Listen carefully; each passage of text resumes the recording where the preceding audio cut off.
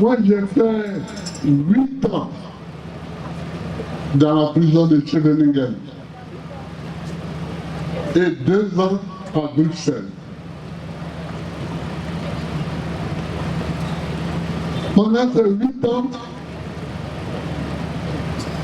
c'est Nadi qui est assis ici, qui m'a nourri.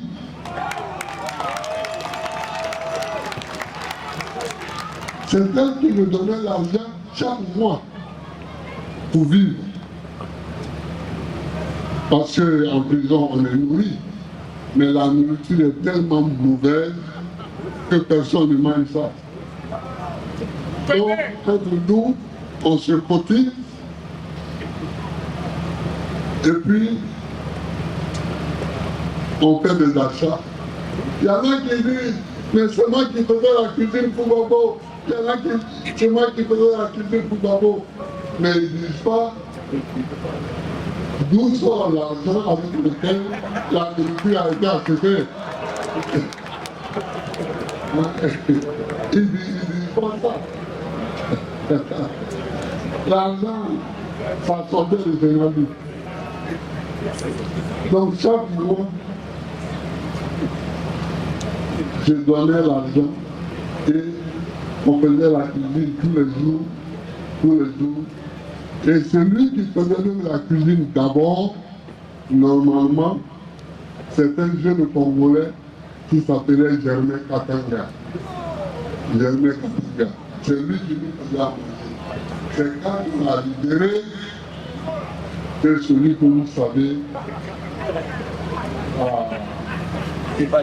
pris un peu la relève.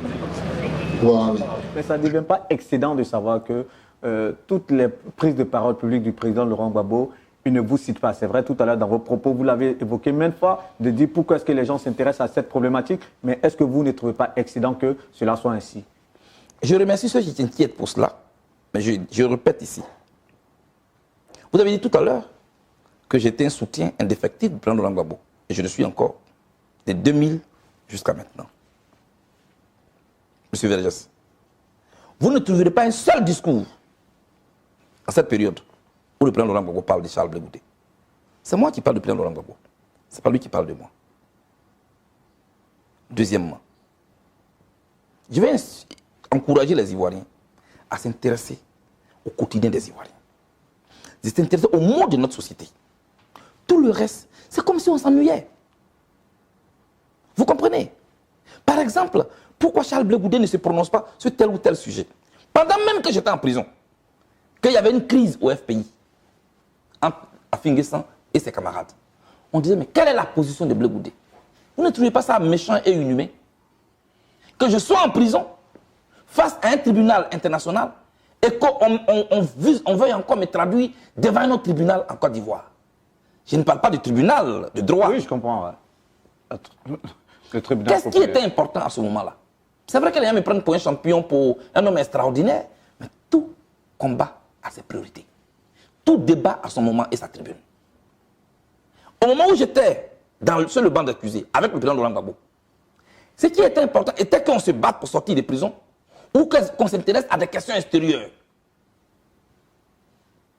C'était que vous battiez pour sortir de prison, c'est clair. C'est ce que j'ai essayé de faire. Et moi, le plus important pour moi aujourd'hui, ma grande joie, ce n'est pas seulement mon acquittement, c'est le fait que je n'ai pas servi de couteau de sacrifice contre Laurent Gbagbo. La dernière fois, justement... C'est que je n'ai pas servi de couteau de sacrifice contre Laurent Gbagbo. Oui, vous avez joué en tout cas votre partition. J'ai fait ce que je pouvais, Vergès. En tant qu'être humain, j'ai mes limites. Ok. Et puis, on s'est dit, on vous laisse libre choix. D'accord. Ok. Si ça vous dit. On va arranger ça. Hein. On va arranger ça. Non, c'est moi, c'est... On va arranger ça. On va arranger ça. Mais je lui dois une visite au Versailles. Ah oui. Ouais, parce qu'une fois, je suis passé, il n'était pas là.